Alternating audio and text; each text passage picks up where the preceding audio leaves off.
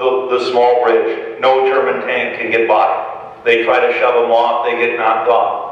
And so the invasion, just by one man's action, in some cases, is say, it's really quite an amazing feat of arms.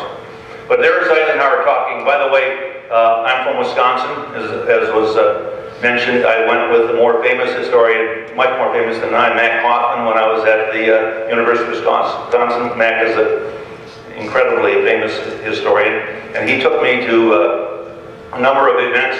And at one event, he said, "You got to talk to this guy and ask him what," because he's the guy that Eisenhower was talking to in that film. And so I did, with Matt, introducing me and everything. And so everybody's looking for those famous words of guidance from Eisenhower. It's in all the books, and he's giving guidance to the airborne. And he said, what are you talking about? And he said, well, I was from northern Wisconsin, and Eisenhower was telling me he was up there fishing in the 1930s and had caught all kinds of fish. And that's what he's talking about. But they're talking about fishing, okay? But this is a very, very famous photo, okay? I don't know if Eisenhower saying, I caught the biggest fish in the world there, I don't know. But that's what they're talking about, according to that soldier. And this was in 1996. When I met him, so I'm not sure if he's still alive. Next slide, please. And then, of course, the assault on Omaha. I'm going to talk a little bit, particularly about that assault. Omaha Beach is the most notable of the beaches. There's no doubt about it. It is the bloodiest beach. For those of you that have seen the movie Saving Private Ryan, you know what I'm talking about. Incredibly difficult beach. If you've been there, in the Colville-sur-Mer Cemetery, where all the Americans are buried, you look down there and you wonder, how could anybody fight their way up that cliff, those hills, hundreds of feet high, straight up. Germans manning machine gun nests, bunkers, and anything else.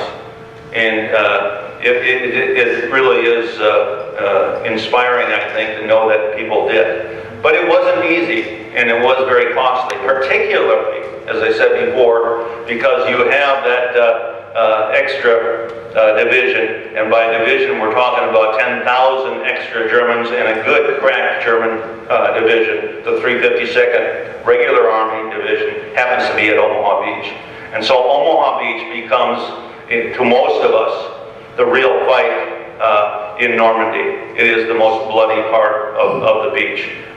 There are more than 10,000 casualties that are incurred in a very short time, within a week's time, in that area around the landings of Omaha Beach. 10,000 casualties. And so that anybody that knows anything about D-Day has to remember the terrible sacrifice. Those of you, I guess you're all from Virginia now. Most of you might have heard the story of the Bedford Boys, okay, from Bedford, Virginia. That small town in Virginia lost 19 of the 30 boys from Bedford were killed at Omaha Beach. Most of them just getting off the boat. If you've seen the movie Saving Private Ryan, there's a piece in there that Steve Ambrose put in where the ramp drops, okay, with the landing craft, and you just see the machine gun, just bowling them over like bowling pins, just one right after the other. Well, only 3 of the Bedford boys ever made it to the top of the ridge that first day. 19 were killed. Most of the other boys from Bedford in that group of 30 men, all were wounded except for 3. 3 got to the top of the ridge. They were in some of the first of the landing craft. The other thing to understand about the assault at Omaha, and all the assaults, was when people started moving forward with their landing craft. We're only talking about company or at the most battalion level assaults. By company assaults, I'm talking about 200 men at a time attacking. Okay, it's not like a wave of 10,000 was coming in at once. Okay, ships had to, landing craft had to come in, drop their ramps, and let people out. At Omaha in particular, it was difficult. And if you've seen again the movie Saving Private Ryan, they capture some of this because the water was deeper. the Seabees did not want to get too close, okay? And they say, you're getting out now. They dropped the ramp, the guys went out, and they went up over their head immediately. Sometimes the water was 12 feet, sometimes it was 15 feet. If you were lucky, you hit a sandbar, and you were up and down, and you had to walk, literally. Remember, you have about 120 pounds of gear on you, including your weapon. You have to walk underwater. Okay, well, machine guns are firing at you. So it's an incredibly difficult thing to do. And then, once you get there, you have to get across an open section of beach. Now, let's add another thing. Remember the Rommel's asparagus that we showed you in that first slide? 1 out of every 3 of those landing obstacles had a mine on them. Okay, so 1 out of 3. Those mines were supposed to be used for the landing craft itself, but you'll remember by looking at various photos you might have seen from the assault at Omaha Beach, soldiers getting behind those to take cover in the water. Well, that was good 2 out of 3 times, if you know what I mean. Because if you were unlucky, you had a mine on one of them, and if you hit the wrong obstacle, you were blown up with that mine. So it was a very, very difficult assault, and many soldiers were lost. Now, part of the assault was supposed to be assisted by what was called a duplex drive tank. The only one that I know of that's in operation, and Violet, I'm sure you know what this is in Courcelle. Okay, the tank there is a duplex drive. Duplex drive had a canvas part that came up. It had little propellers, and it was supposed to be able to swim. And they had tested it in England, and it had swum. Okay? But you'll remember probably that the attack on June 6th was supposed to occur on June 5th. And Eisenhower had a very difficult weather decision to make, right? And he made it. He said, we're going to go. But weather conditions were not good. The sea was very rough. 2 out of every 3 of those tanks never made it to shore. The men in those tanks drowned. Most of the tanks are still out there in the channel. One has been fished out. It's at Courcelle right now. So you can see it. It was brought there in the 1970s. They found it and dragged it out of the surf there. But the tanks did not lend the support that they thought they were going to get.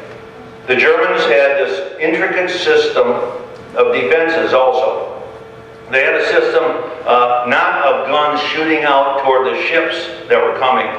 They were positioned in such a way, with their concrete portion was guarded from the sea, and they were designed to shoot along the beaches lengthwise. And so giving intersecting fields of fire. So they were very, very protected from the gunfire of the ships, and yet when the assault occurs, they can fire down at landing craft that are coming down the beach as far as 1 kilometer away, 1,000 yards, and very, very accurate, 88s, for example, and tremendous casualties based upon that. Generally, those big guns in those bunkers weren't going to be shooting at men. They were going to be shooting at vehicles and or landing craft. And the landing craft, remember, were supposed to drop soldiers off, go back, pick soldiers up. Some of the landing craft made 10 trips in and out in one day. And every day they're under artillery fire, under mortar fire, under machine gun fire. So it's a very difficult situation. Now, again, you're a soldier. You got dropped off, as I said before. You're over your head in water. You are able to walk out. You finally are able to take a deep breath. And you're moving forward. Now you got an open section of beach where you're unprotected. The machine gun fire is going back and forth along this beach. Now, Darlene and I have taken one veteran in particular, Bill Bethridge, who has just passed away about 1.5 years ago. He came with us 3 different times to the beaches, and he tells a story of the machine gun sweeping across, and the guy on the left of him and the guy on the right of him getting hit, and he was only saved by coincidence and the sweep of the machine gun and the rate of fire of the machine gun. So the machine gun is firing and going back and forth like this. Guy here is hit, he's hit, Bill wasn't hit, and he made it ashore. And so it was a very, very difficult assault. Add to that, you have total confusion, because once you land, you're supposed to have your non-commissioned officer or officers take charge, but most of the time they were dead, okay, or wounded, and were incapable of doing so. And so what you have is those remnants of forces that are successful in getting to the seawall, hiding behind the seawall, and guess what? They don't want to go forward. Nobody wants to go forward. They know if they jump up and start charging, they're gonna, and so it really becomes an issue, a command and control issue. And so in the movie The Longest Day, and I'll bring this up as a movie, you saw Robert Mitchum, General Coda, going up and down, you know, we gotta get going, we gotta get up over this thing. And nobody would do it. And so he happens at the Vierville Gap there are two gaps that lead up that have some possibility of success. At the Vierville Gap, after they take the German gun that's right down by the shore, he's finally able to convince a group of Rangers that are there, okay? And they're the guys that in the movie Saving Private Ryan, those are the Rangers.